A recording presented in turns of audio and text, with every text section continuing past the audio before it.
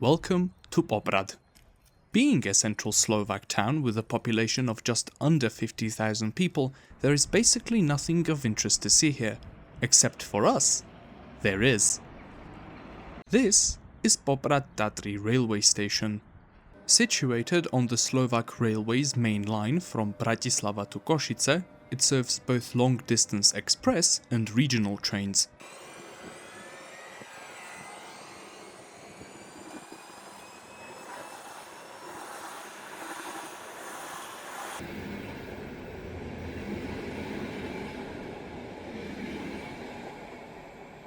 But more importantly for today's video, it serves this. Tatranská Elektrická Železnica, or for our purposes, the Tatra Electric Railway.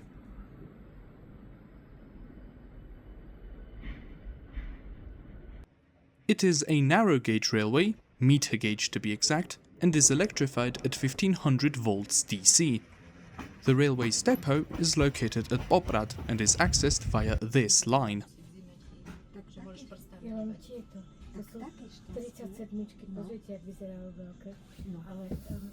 The railway runs from Poprad to Štrbské Pleso with a branch line from Starý Smokovec to Tatranská Lomnica, giving the system a total length of 35 kilometers.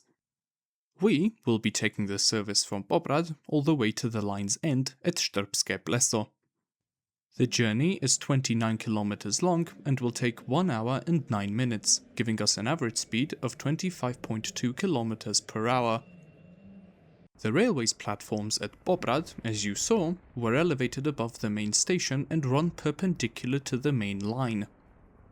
And here is our train, the Class 425 of the Stadler GTW series, manufactured by a consortium of JOS Wrutki, Adtrans and Stadler. The GTW is an interesting EMU, with it having a power car, where the motors are located, in between the two carriages.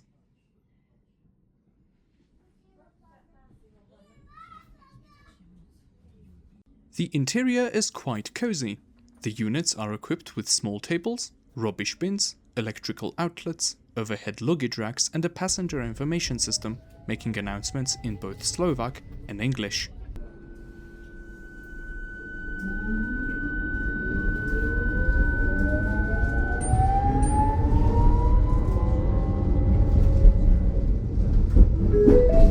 Prosíme cestujúcich, aby si označili cestovný lístok.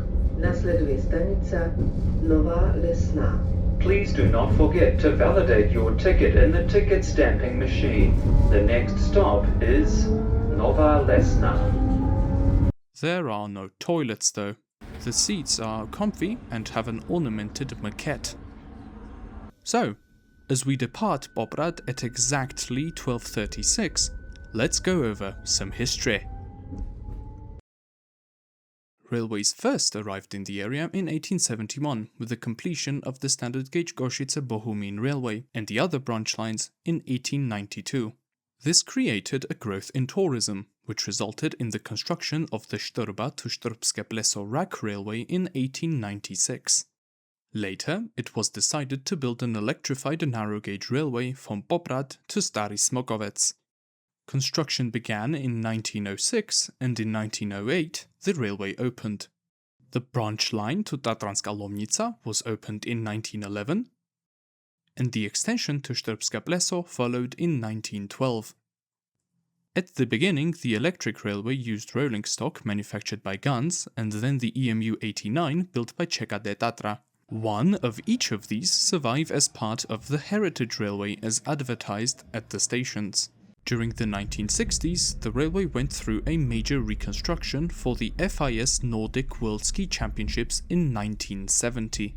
Since that same year, the railway carries only passenger traffic. As we are underway, the railway reaches its maximum speed of 60 km per hour.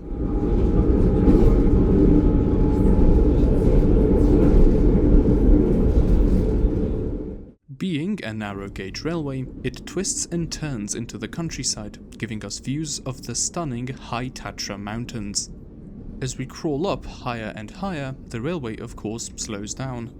The railway runs services once every hour in both directions, which is very impressive and makes it act more like a commuter railway. Here are some views from the train.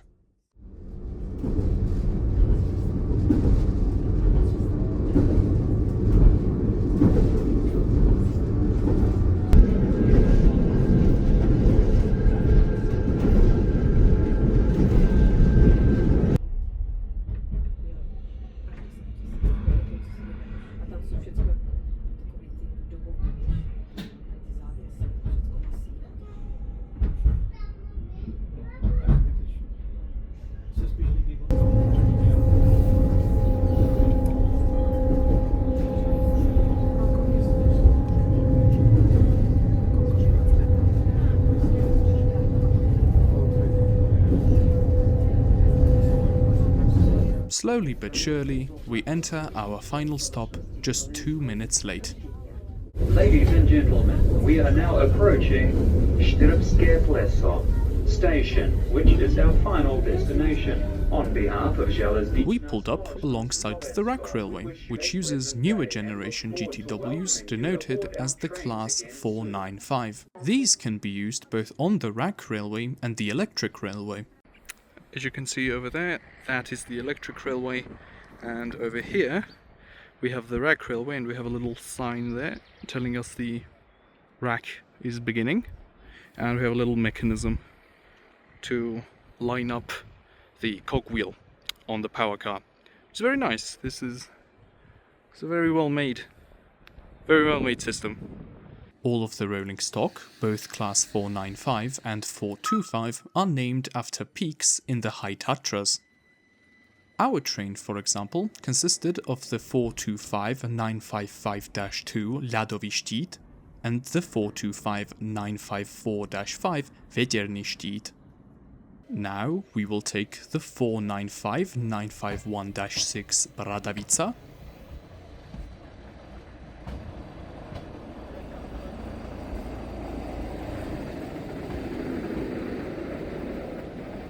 and the 495-952-4 Stredohrod down to Štorba. There are a few differences in the interior between these and the 425. The seats are different, having a flat headrest. There are no rubbish bins and no sun blinds. The rack railway is 5 kilometers long and has a top speed of 30 kilometers per hour with only one intermediate stop at Tatranský Lieskovec. The journey takes just 16 minutes. There is one big difference, however, and it's this.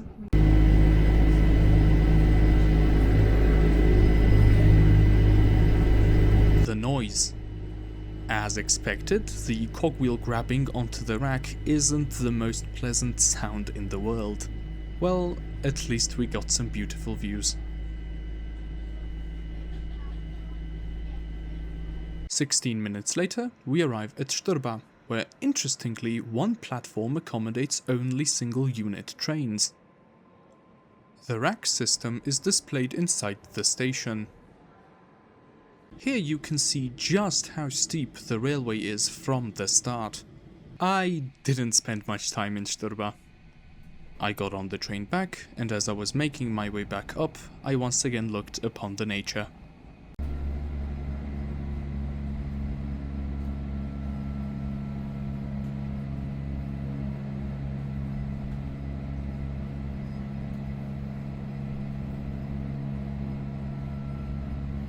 And with that, welcome back to Štrbské Pleso, where I hope to get a little bit of rest. If you liked this video, leave a like and subscribe. Thank you very much for watching, and until next time, farewell.